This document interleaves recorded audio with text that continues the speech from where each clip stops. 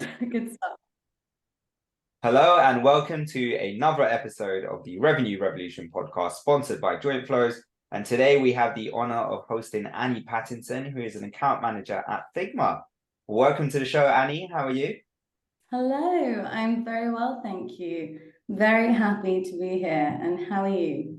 Very good. Thanks for being here. Do you want to tell our listeners a little bit about you and how you got to where you are?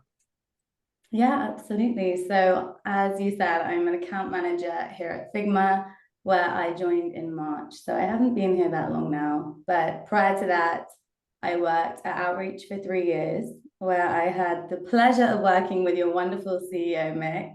And yeah, I started in sales development and moved into the account management side. And prior to that, I was in a creative agency, so a million miles away from SaaS sales.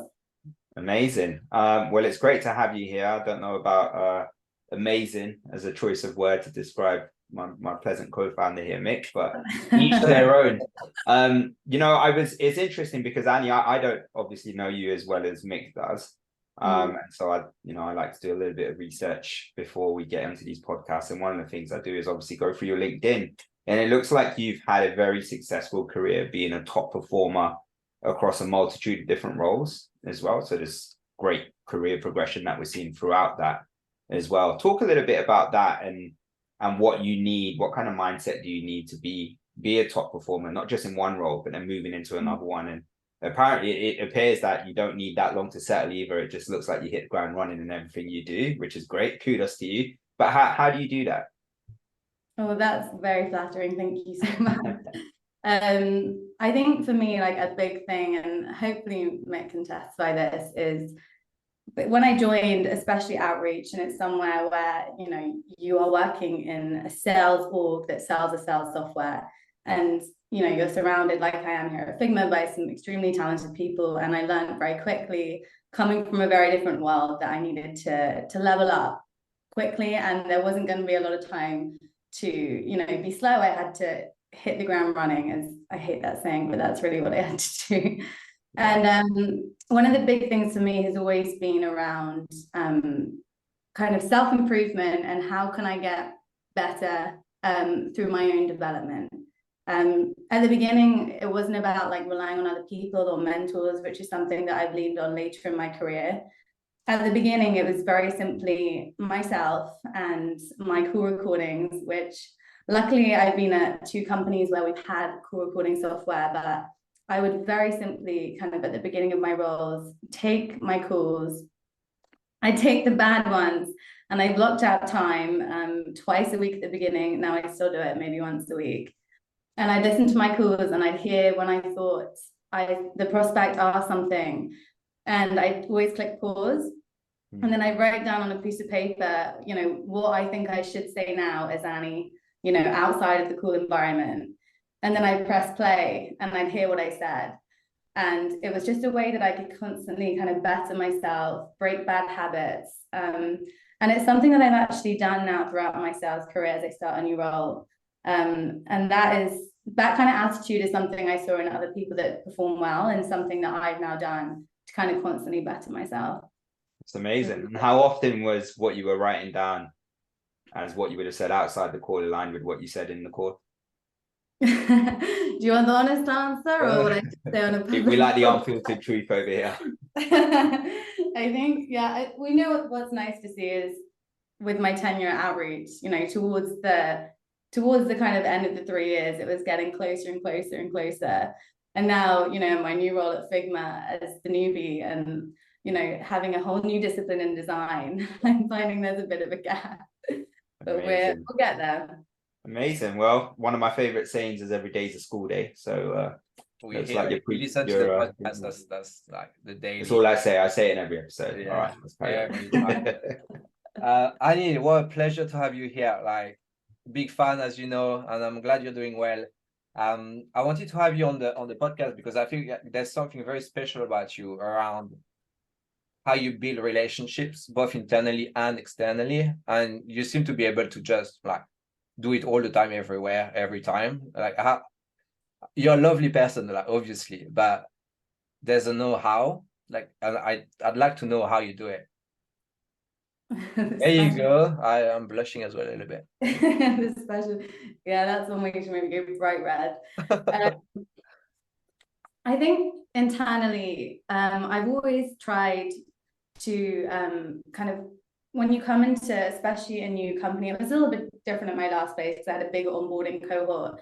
But when I came in here, for example, you just want to start a little bit by coming in with a bit of a low profile and just like observing and learning and being so receptive to what people are doing, you know, spotting like who are the people that are, you know, doing well and like what can you learn from them and how can you shadow, and just you don't want to come in and say, hey, this is me, this is what I have to bring to the table.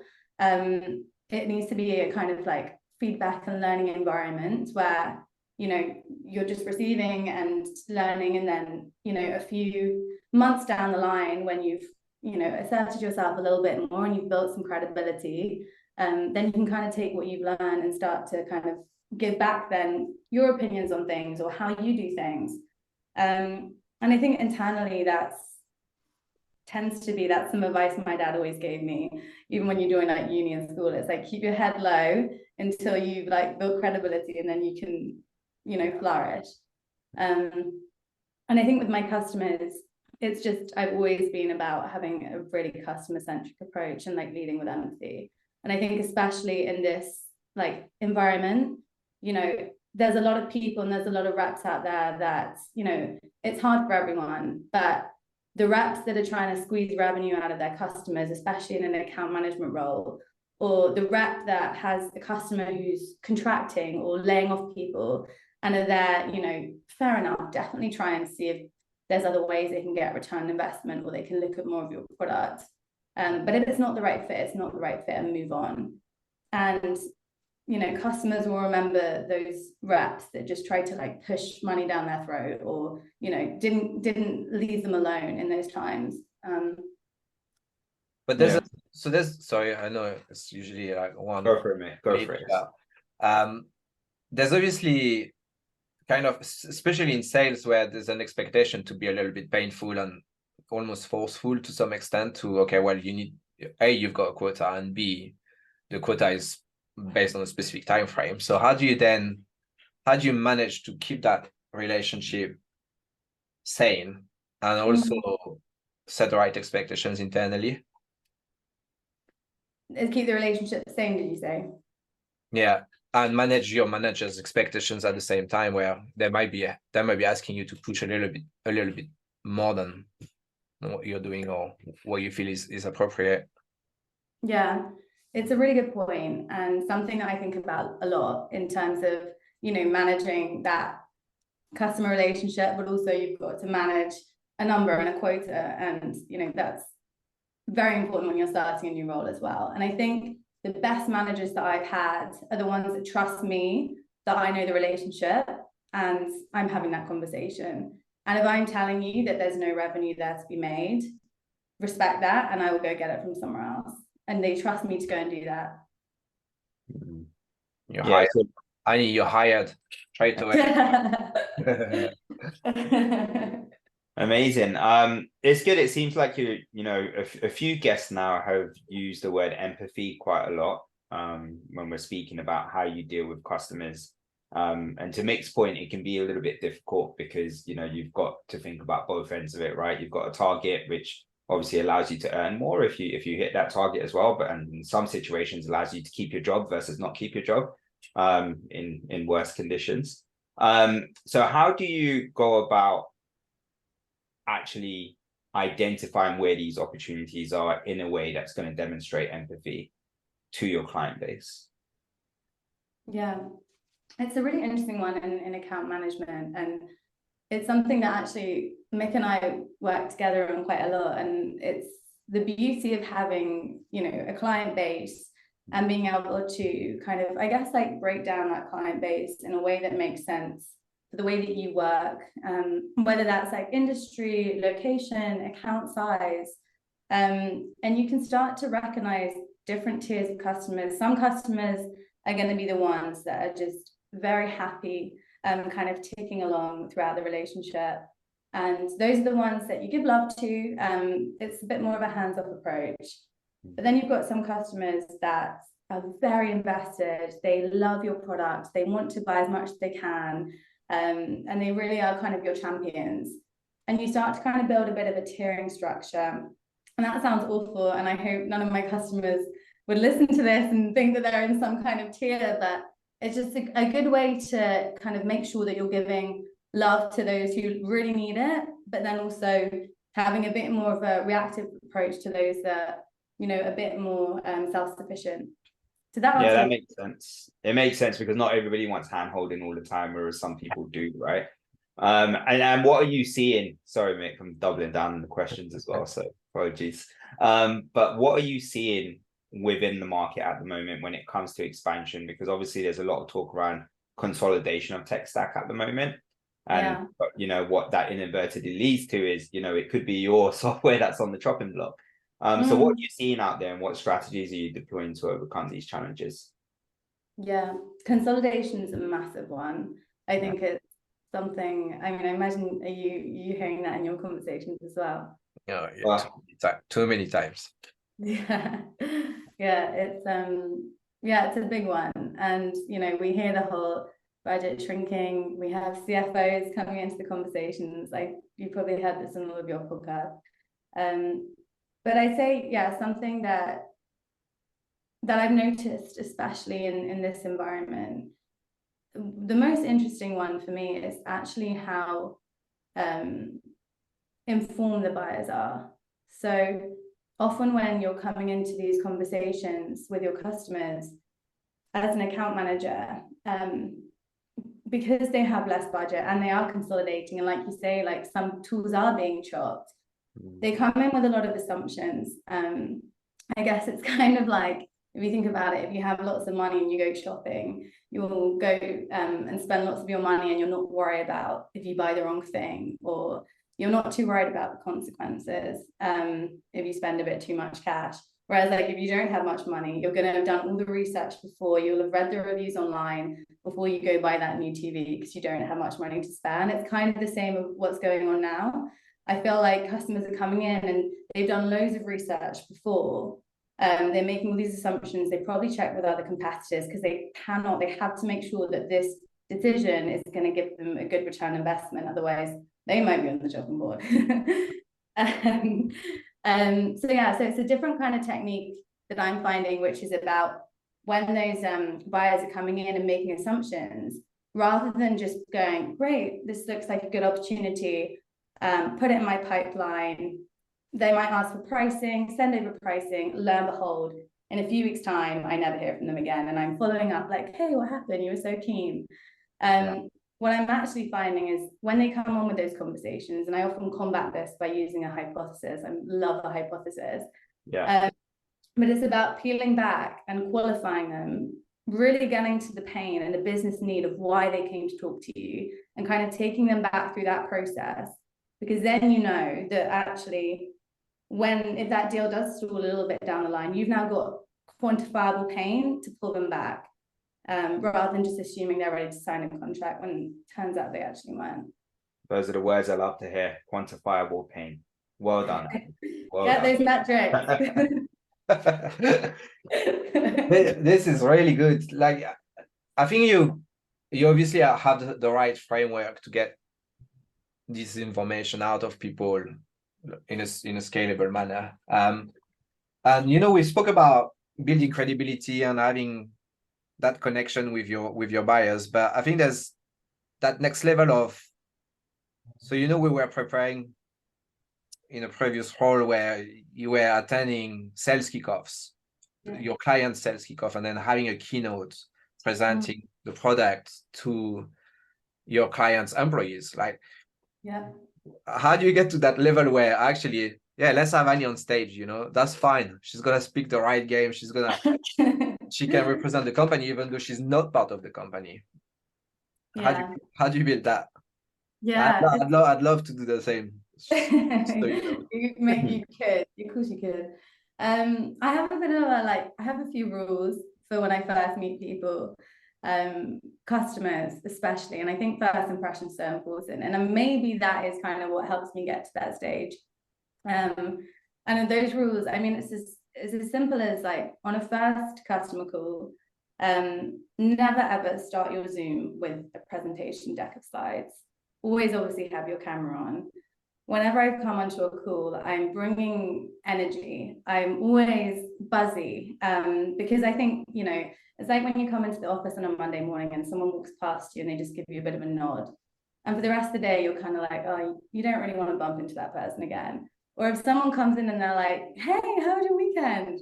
And then you actively want to see them again in the office. You know, it's kind of the same when you come onto a call with a seller. And then my next rule is never start by saying, you know, like I can see you're in the office today, or like where are you dialing in from, or all the classic lines that every single salesperson is going to say, because they will just put you in that box and they'll try their best to kind of get off the call because it's just a bit awkward.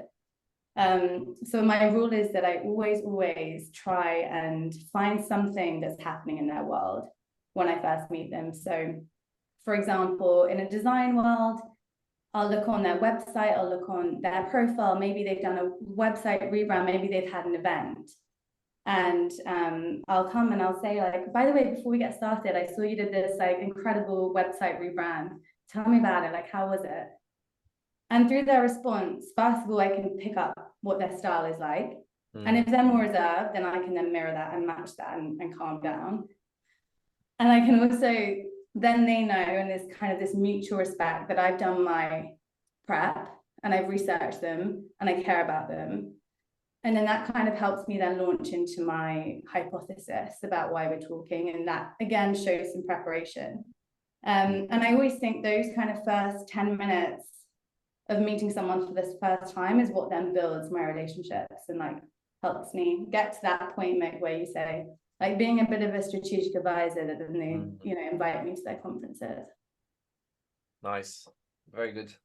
That wasn't short and sweet, was it? No, I like it because like I do it all the time. I get people on. I say, hey, where are you calling from? Oh, where are you based? And it's such like I've asked the same question. I actually don't actually care where they're calling from. Or That's not true. If any of our customers and prospects, I love where you're calling from. He loves it. He wants to know more.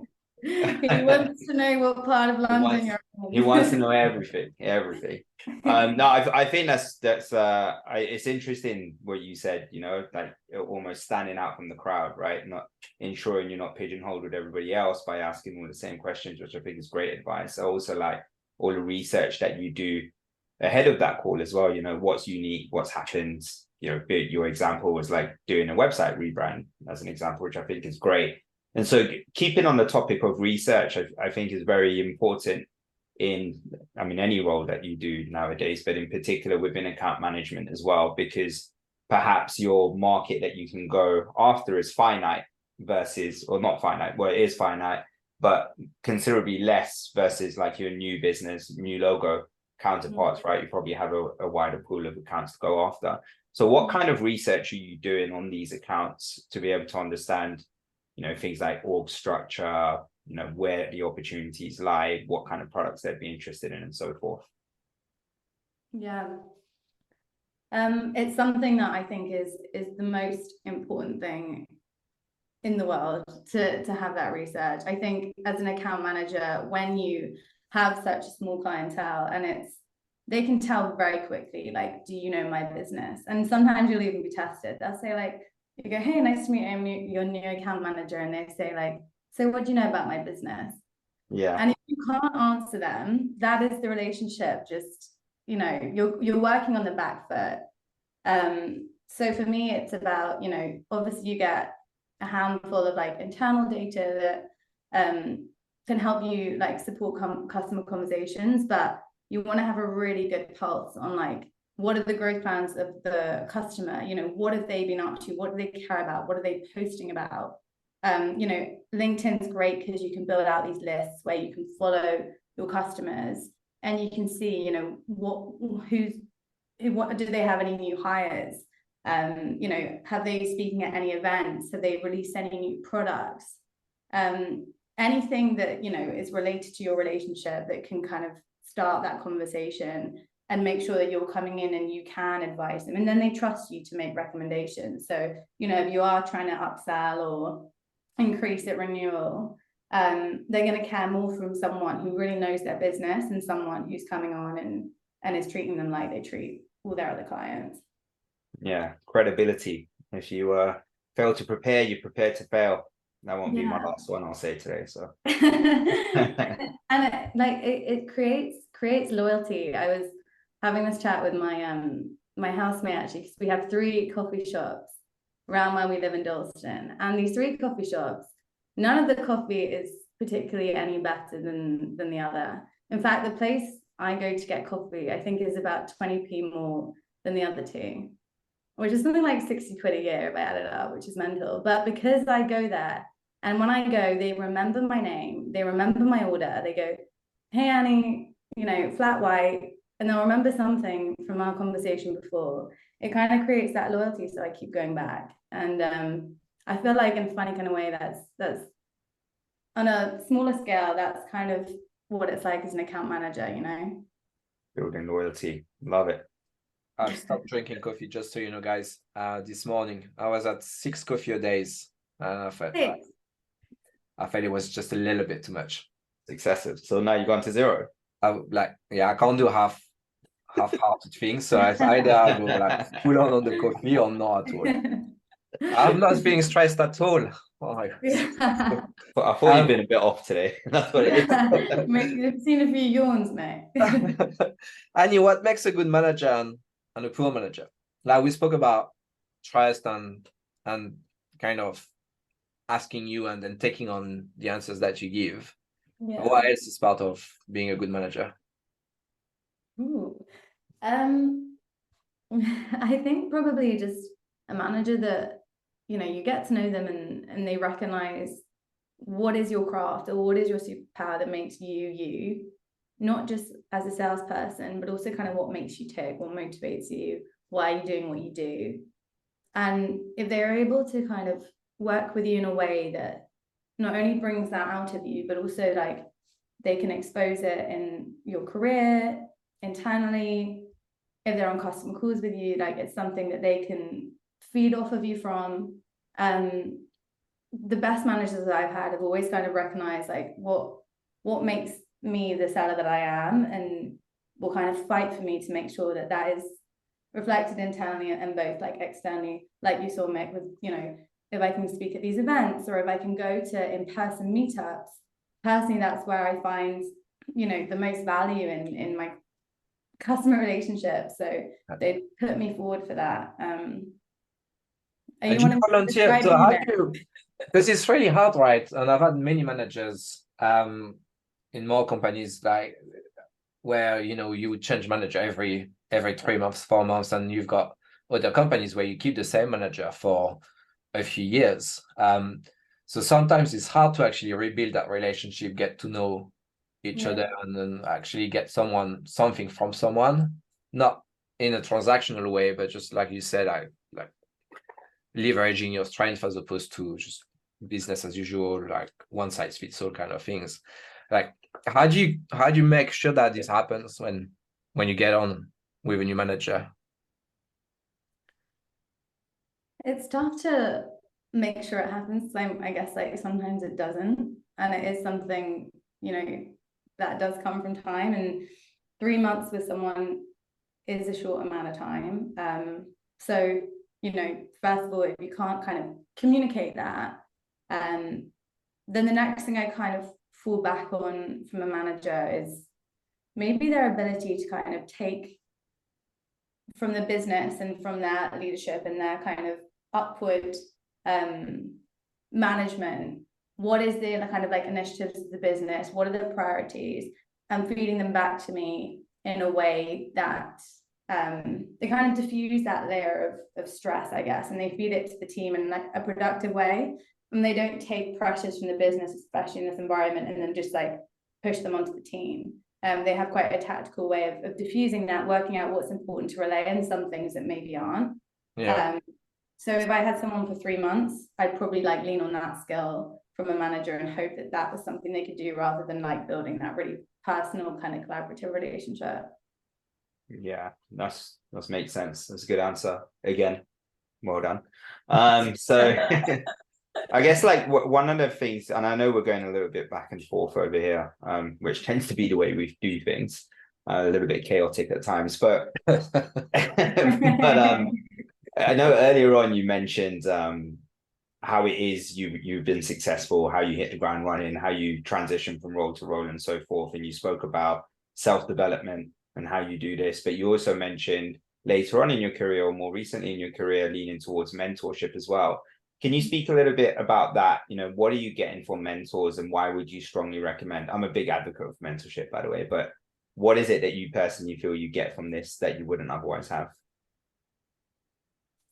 Yeah, I think, yeah, I'm happy to hear you're a big advocate as well, because it's been such a big part of my career. And I know it's something that me and Mick have talked about as well, like historically. And I think mentorship is, some people just go on LinkedIn and they'll find the best sellers and they'll be like, hi, can you be my mentor? And it's like, well, not really.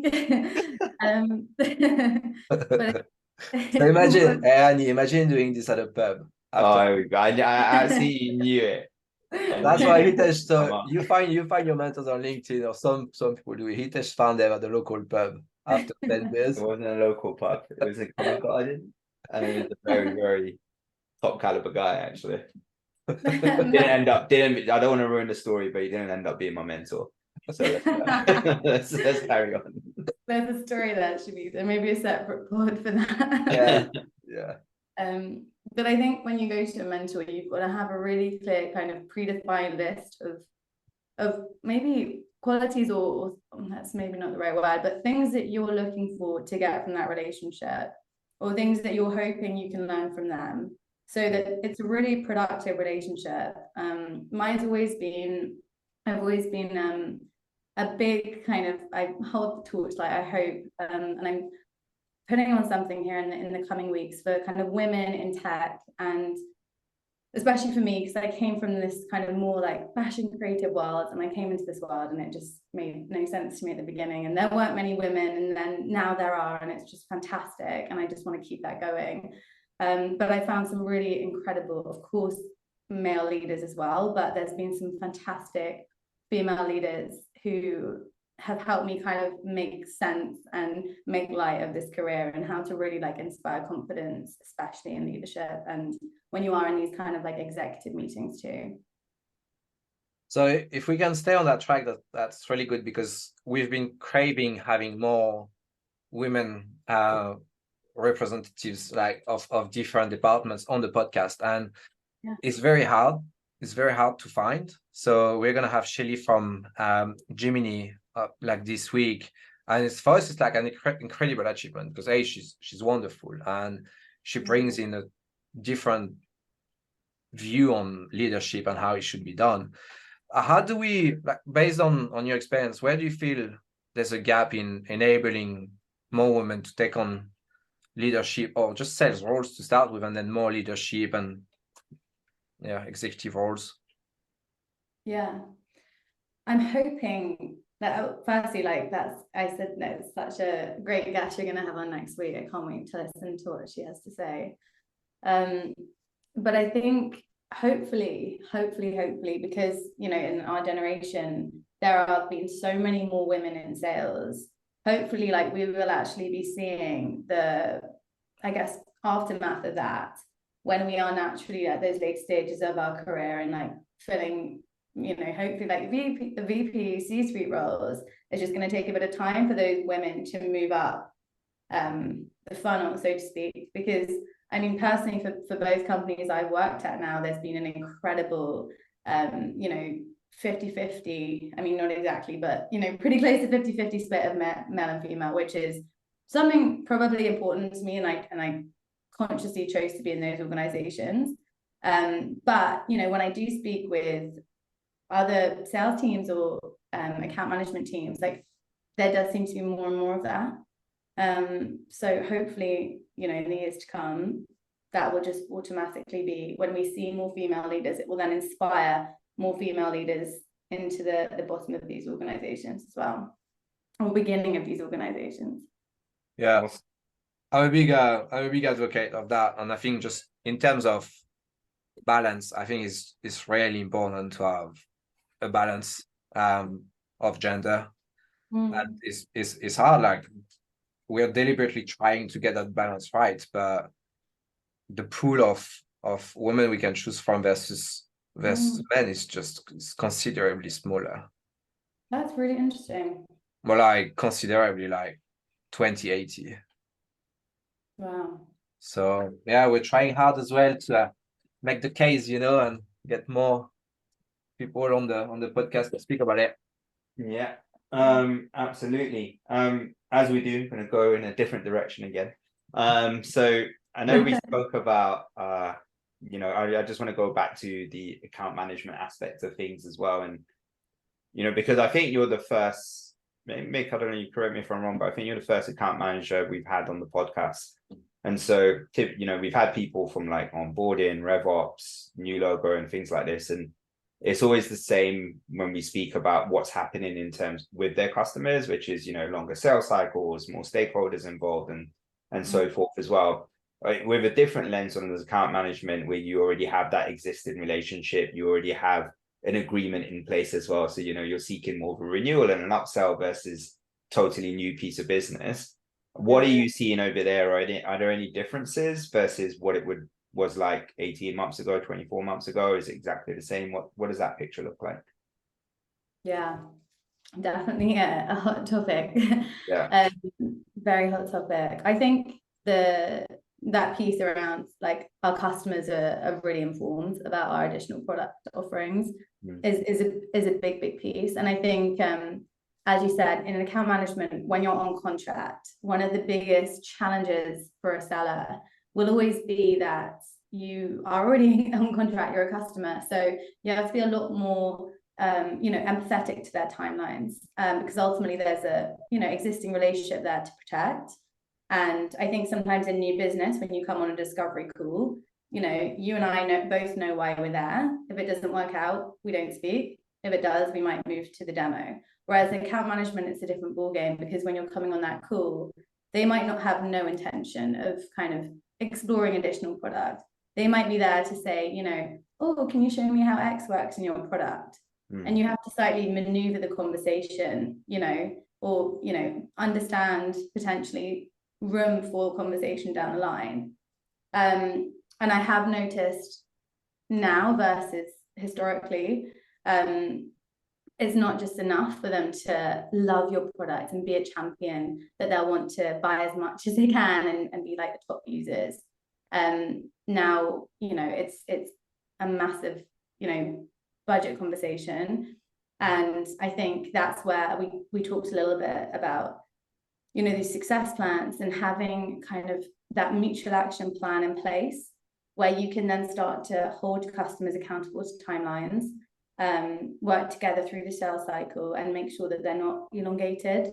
And also giving them that empowerment, testing them as a champion, having all the resources available to them in a plan, allowing them to invite, as we've seen, like buying committees get bigger and bigger, you've got C-suite involved. Now they can bring in their C-suite onto that plan. And if they do that, they're your champion. If they don't, it may not be a deal. Yeah, it's hard to get people to buy into mutual action plans, I find. And obviously we're in the market to some extent of mutual action plans. And there's a barrier to adoption, which is, oh, it's just another piece of tech. Oh, why don't you just send me an email? It's just one click, literally just one click from the email, and then you're in the plan. Have you found a good way to get this adopted externally? Yeah, it's definitely something that I had the exact same feedback and thoughts. And I'd send the plan and they wouldn't log in. And I'd kind of message and I'd be like, hey, did you get my invite? And then, rolling effect. So I started treating it like I would a next step, getting it booked in on the call. So I'll share my screen at the end of a call and I'll say, this is a mutual success plan I've made for us. Based on you wanting to get something potentially implemented here, here's the timeline. have you got the invitation? Would you mind checking? If you could just accept that for me, and then I'll add all the resources that will help you in the evaluation into that. So it's almost like a bit of a give-get. Like if you accept, then I'll share all the resources to help your evaluation. Yeah, that's good. Yeah. There you go, some tips for listeners. Awesome. Well, I think we are almost out of time. It's absolutely flown by. So appreciate having you on again. We do have one final wrap-up question which we ask, which is, throughout your whole career to date, what is your best memory so far? Wow. There's only one. He's involved. There's only one good answer. He's involved in your memory. The day Mick joined Outreach. No, there's been I've had so many great memories from two fantastic companies I've been at. Lots of traveling. But there's one that really sticks out, and it's probably the least glamorous location. It was actually at a sports bar behind Finsbury Square. Mick probably were there, and we were celebrating our end of fiscal. I was on an annual target, and it was my first year in a closing role. We'd been back and forth with a renewal contract for the previous kind of 2 weeks, lots of redlining and negotiating. And now it comes to the point where this renewal was going to be what took me over my annual target. And so we were all in the pub. As the VP at the time, their legal would ask for a call. We'd run to the office. We'd have a call with our legal team, run back to the pub to wait for a response, back and forth.